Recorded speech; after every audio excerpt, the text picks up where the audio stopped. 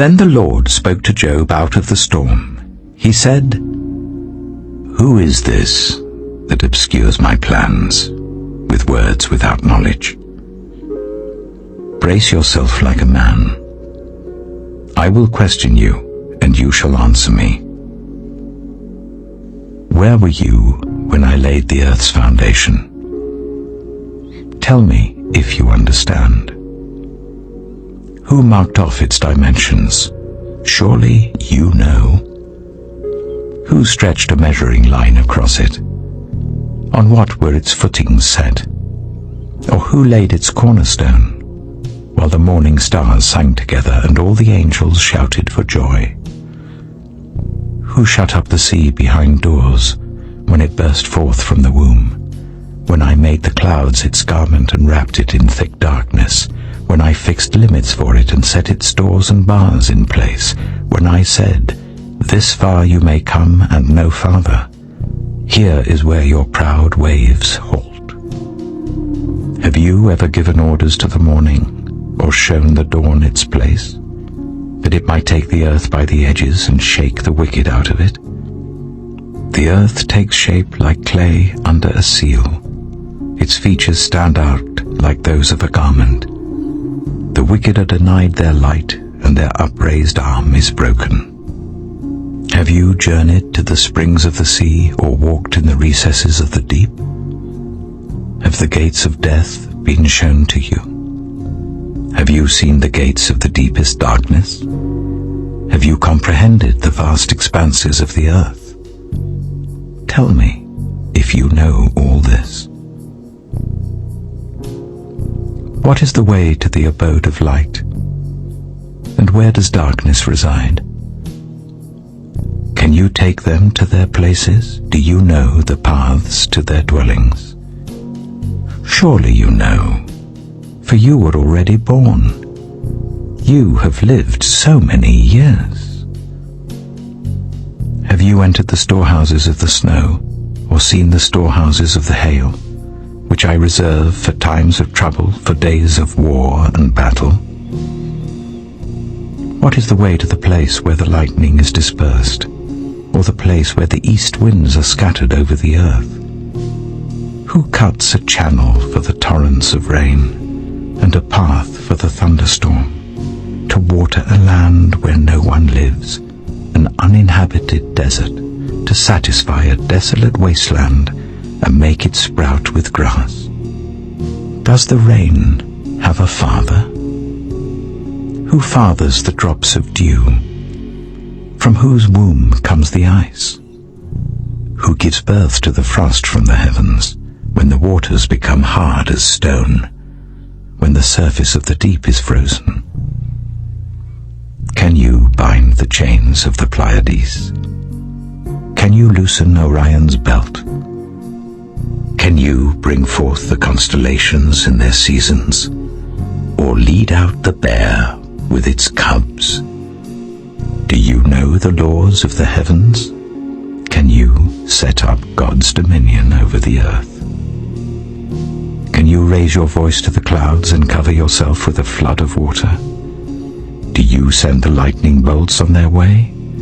Do they report to you, "Here we are"? Who gives the ibis wisdom, or gives the cockerel understanding? Who has the wisdom to count the clouds? Who can tip over the water jars of the heavens when the dust becomes hard and the clods of earth stick together?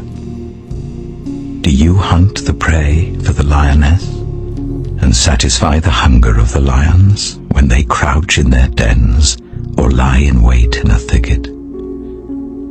Who provides food for the raven when its young cry out to God and wander about for lack of food? Do you know when the mountain goats give birth? Do you watch when the doe bears her fawn? Do you count the months till they bear? Do you know the time they give birth? They crouch down and bring forth their young. Their labor pains are ended. Their young thrive and grow strong in the wilds. They leave and do not return. Who let the wild donkey go free? Who untied its ropes I gave it the wasteland as its home, the salt flats as its habitat. It laughs at the commotion in the town.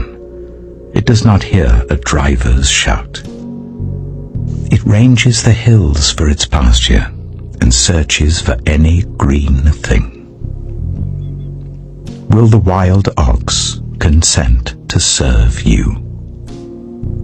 Will it stay by your manger at night? Can you hold it to the furrow with a harness? Will it till the valleys behind you? Will you rely on it for its great strength? Will you leave your heavy work to it? Can you trust it to haul in your grain and bring it to your threshing floor?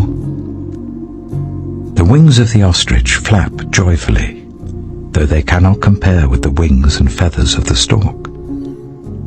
She lays her eggs on the ground and lets them warm in the sand, unmindful that a foot may crush them, that some wild animal may trample them. She treats her young harshly, as if they were not hers.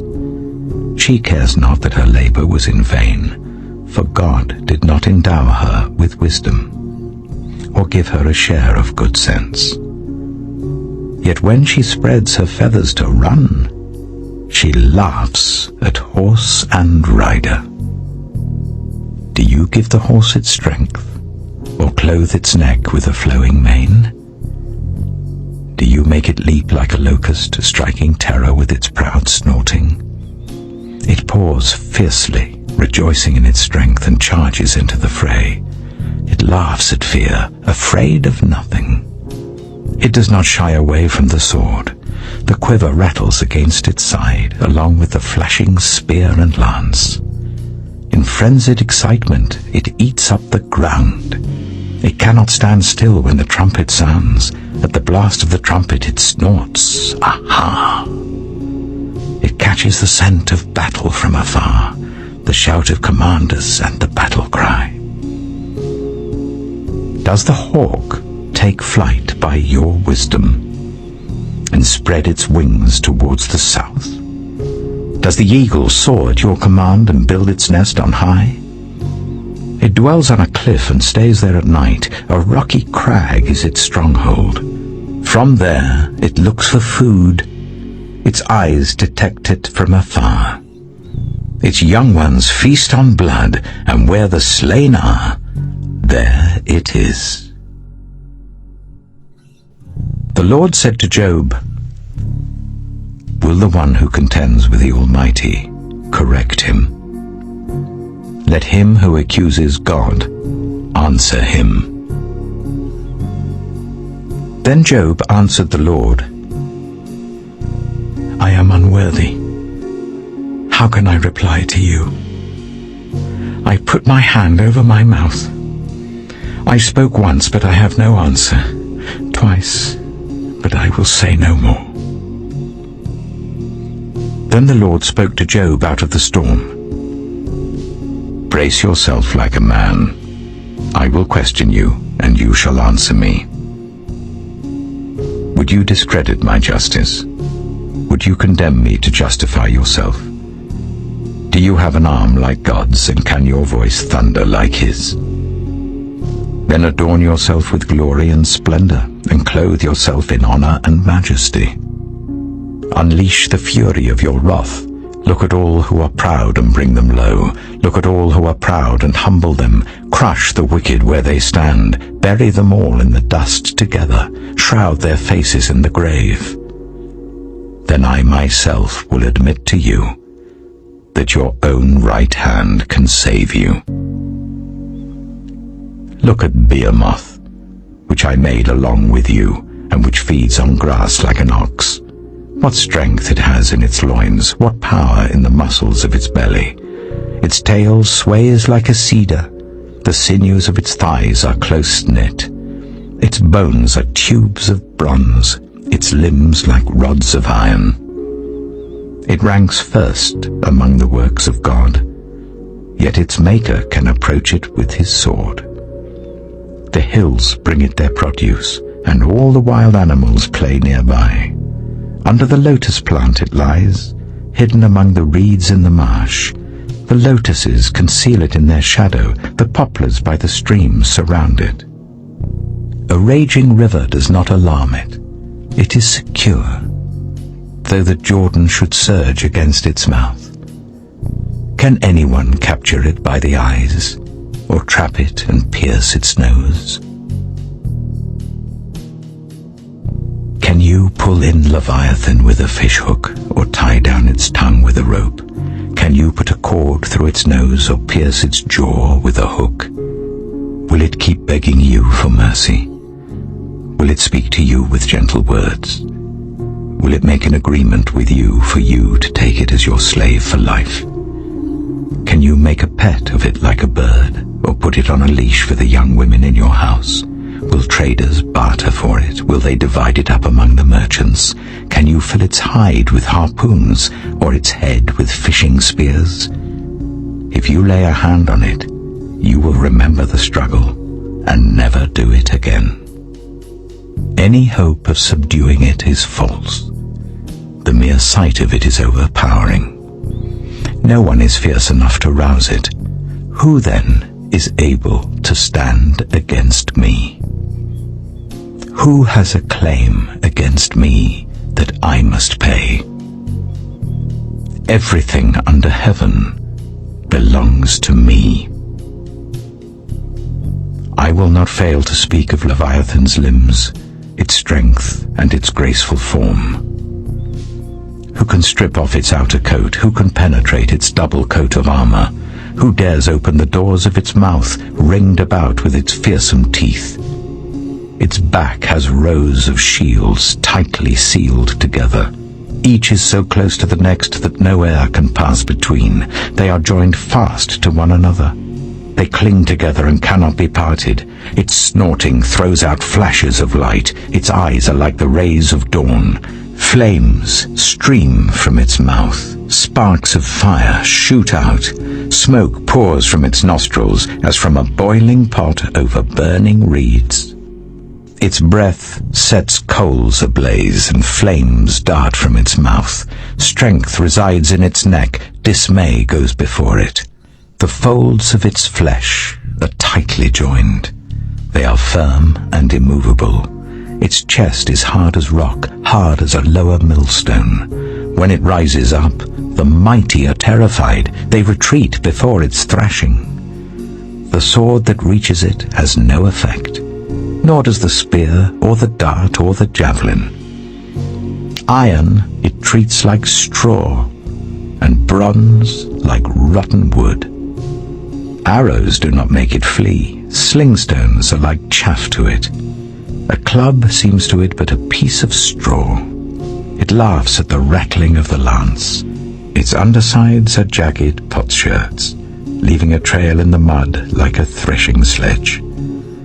It makes the depths churn like a boiling cauldron and stirs up the sea like a pot of ointment. It leaves a glistening wake behind it. One would think the deep had white hair. Nothing on earth is its equal, a creature without fear. It looks down on all that are haughty. It is king over all that are proud. Then Job replied to the Lord, I know that you can do all things. No purpose of yours can be thwarted. You asked, who is this that obscures my plans without knowledge? Surely I spoke of things I did not understand, things too wonderful for me to know. You said, listen now, and I will speak. I will question you, and you shall answer me. My ears had heard of you, but now my eyes have seen you. Therefore I despise myself and repent in dust and ashes. After the Lord had said these things to Job, he said to Eliphaz the Temanite, I am angry with you and your two friends, because you have not spoken the truth about me as my servant Job has. So now take 7 bulls and 7 rams, and go to my servant Job and sacrifice a burnt offering for yourselves. My servant Job will pray for you, and I will accept his prayer, and not deal with you according to your folly. You have not spoken the truth about me, as my servant Job has. So Eliphaz the Temanite, Bildad the Shuhite, and Zophar the Naamathite did what the Lord told them, and the Lord accepted Job's prayer. After Job had prayed for his friends, the Lord restored his fortunes and gave him twice as much as he had before. All his brothers and sisters, and everyone who had known him before, came and ate with him in his house. They comforted and consoled him over all the trouble the Lord had brought on him, and each one gave him a piece of silver and a gold ring. The Lord blessed the latter part of Job's life more than the former part. He had 14,000 sheep, 6,000 camels, 1,000 yoke of oxen, and 1,000 donkeys. And he also had 7 sons and 3 daughters. The first daughter he named Jemimah, the second Keziah, and the third Karen-Happuch. Nowhere in all the land were there found women as beautiful as Job's daughters, and their father granted them an inheritance along with their brothers. After this, Job lived 140 years. He saw his children and their children to the 4th generation. And so Job died, an old man and full of years.